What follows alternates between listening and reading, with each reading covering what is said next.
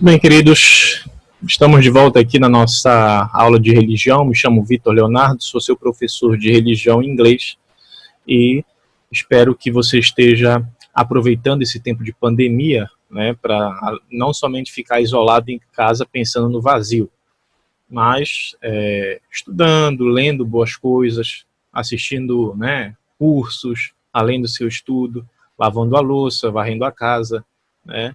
Espero que você esteja se aperfeiçoando nesse período.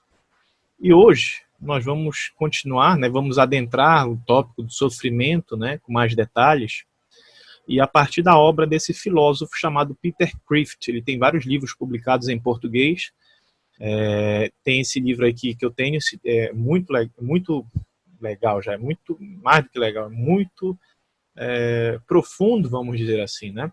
Ainda que ele seja católico, então eu como evangélico tenho algumas diferenças teológicas com relação a ele, mas ele é um muito, né, estudioso, conhece muita coisa, e ele, num desses livros, né, ele coloca 3 filosofias de vida: a vida como vaidade, a vida como sofrimento e a vida como amor, né?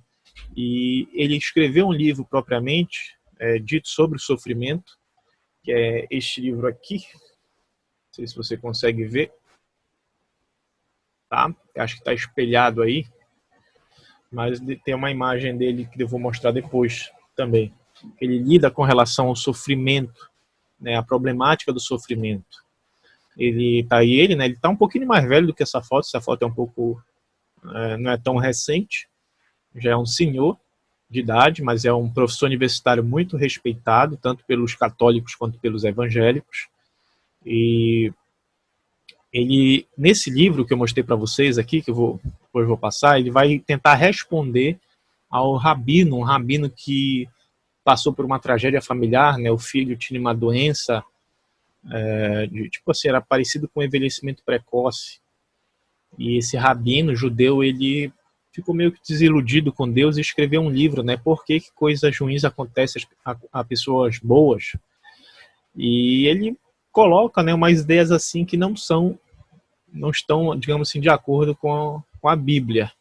E aí Peter Kreeft vai tentar responder essas questões aí nesse livro aqui, Buscar Sentido no Sofrimento, que foi o que eu mostrei para vocês, né? E a gente vai ver apenas 2 citações desse livro. É um livro, né, não é tão grande, mas ele tem muito mais detalhes, tá? Isso aqui eu só peguei esses dois trechos aqui para justamente a gente poder conversar um pouquinho sobre isso, né? E que essas aulas elas sirvam também, de certa forma, para orientação da sua vida, quem sabe para o conforto da sua família também, da sua vida, tá bom? Isso aqui é importante para a sua vida pessoal.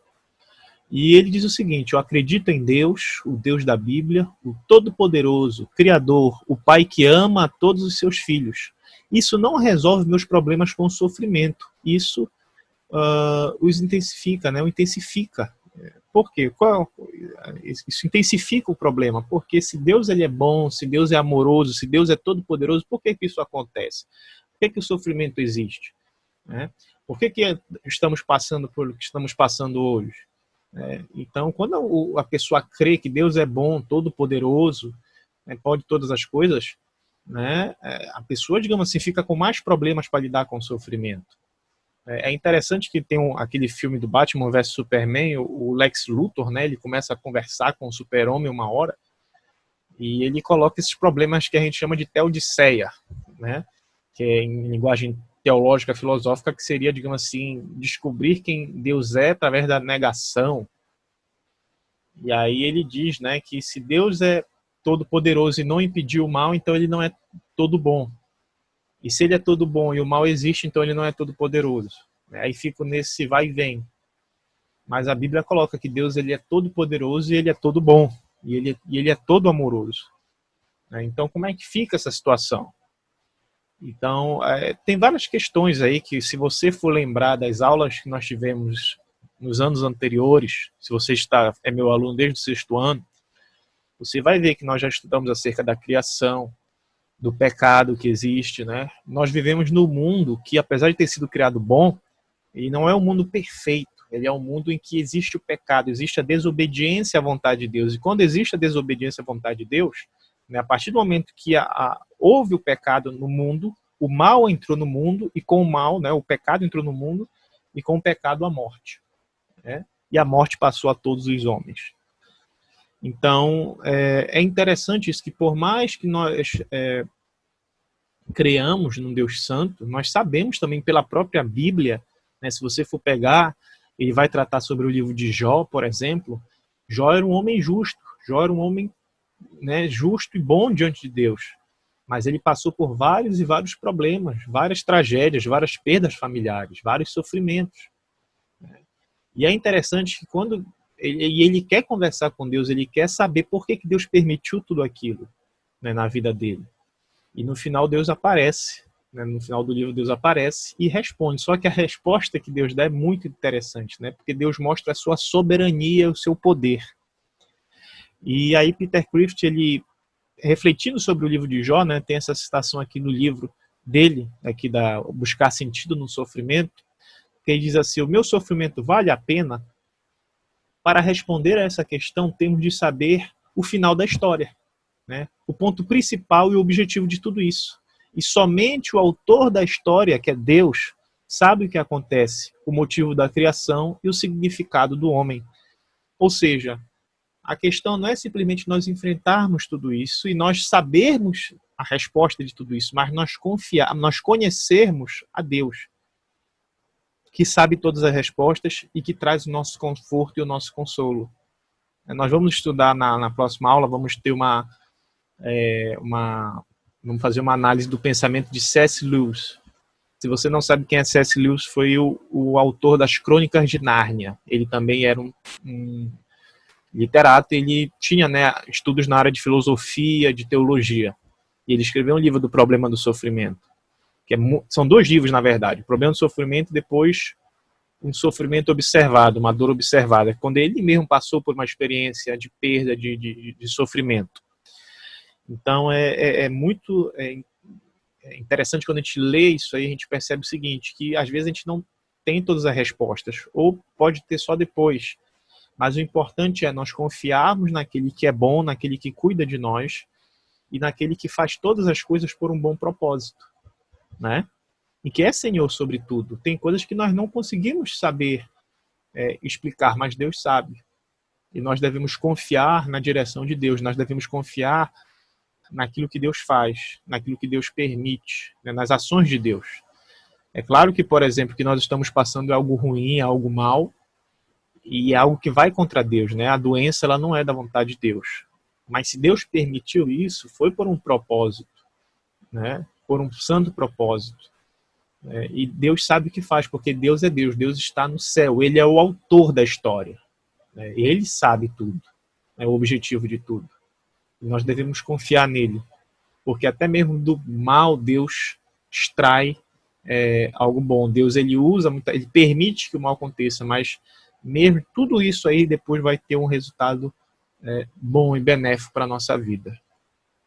Isso é uma coisa que nós não podemos querer julgar a Deus, porque Deus está nos céus, Deus é o Criador, né? Leia o livro de Jó que você vai perceber isso. Mas a grande questão, queridos, é que o mal existe no mundo, né? A desobediência do homem acarreta o pecado e o mal.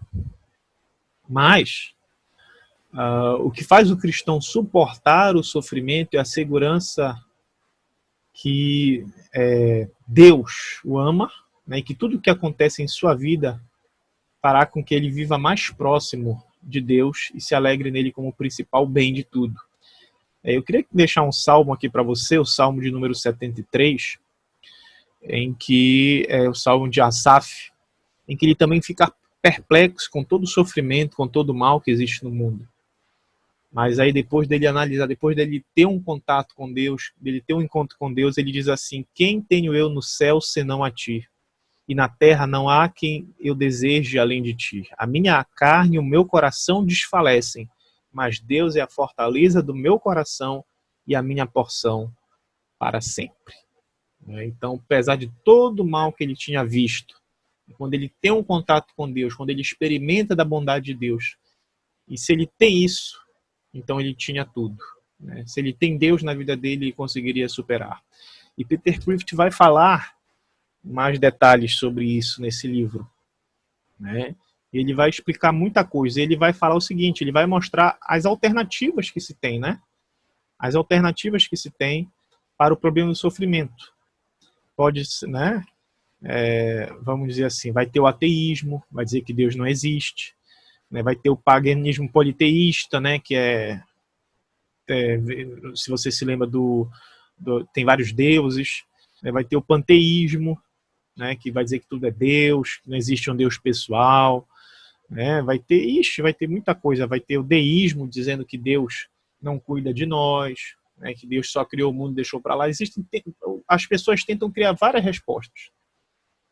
Mas, como disse Ravi Zacarias, um outro teólogo cristão que faleceu, né? Faleceu recentemente. Ele tem alguns vídeos na internet muito bons. Eu vou colocar um link do YouTube de alguns vídeos dele para você meditar um pouquinho, né? Apesar de tudo isso que acontece, né? Somente em Deus, somente em Jesus é que ele conseguiu encontrar sentido para a vida dele. E sentido mesmo em meio a sofrimentos e a dificuldades. Ok? Então, espero que essa aula possa servir para reflexão. Esse slide vai ser disponibilizado depois, acho que talvez já pela quinta aula, né? Você vai ter vários slides aí para estudar, tá bom? Com algumas correções, alguma coisa que for necessário.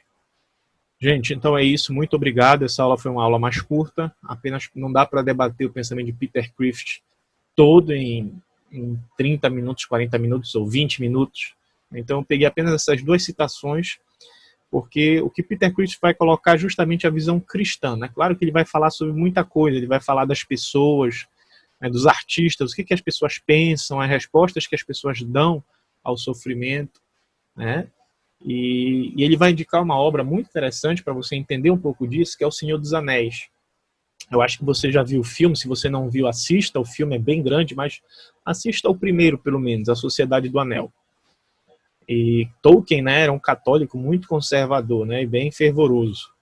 E ele e numa das suas, descrevendo, né, quando a Sociedade do Anel está presa numa caverna ali dos anões, na morada dos anões, e aí o Frodo ele começa a se questionar de algumas coisas, né? Por que o Gollum existia? Por que o Gollum estava com o anel? Né? Se aquilo era justo? Mas aí, né?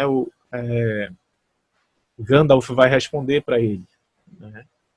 E Gandalf vai colocar assim, né? Que Frodo tinha um conhecimento muito pequeno das coisas, né? E que havia outras forças atuando ali. E que Gollum só existia ali por causa de um propósito. E é muito interessante quando você vê o filme aí, o primeiro filme, e você vê o último também. Como é o final de tudo. Então, se você ainda não viu O Senhor dos Anéis, assista. Se você não leu o livro, leia. Eu não li todos os livros, confesso. Li o primeiro, acho que boa parte do segundo. Não me lembro se li todo o segundo, porque faz muitos anos. Eu tinha a sua idade quando eu comecei a ler. E acabei depois lendo outros livros. Tá? Tinha lá pelos meus 14 anos por aí. Né? Não faz tanto tempo assim, né? Diga-se de passagem. Mas é isso, queridos. Deus abençoe, um forte abraço. Até a próxima aula.